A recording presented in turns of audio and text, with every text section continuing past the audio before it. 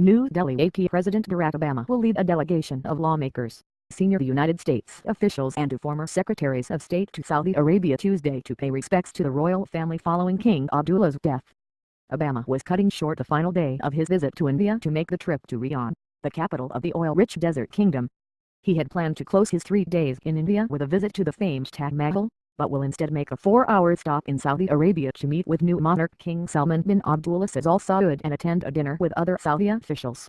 Secretary of State John Kerry was joining Obama in Riyadh, along with former Secretaries of State Condoleezza Rice and James Baker.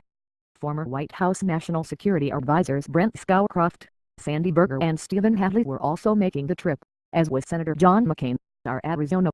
Several lawmakers who traveled with Obama to India, including House Minority Leader Nancy Pelosi, D-Calif, were also joining him in Saudi Arabia. The visit by the president and high-level delegation underscores the key role Saudi Arabia plays in the United States' foreign policy in the Middle East. Most recently, Saudi Arabia became one of a handful of Arab nations that have joined the United States in launching airstrikes against the Islamic State group in Iraq and Syria. The 90-year-old Abdullah died last week after more than 2 decades at the helm of oil-rich Saudi Arabia.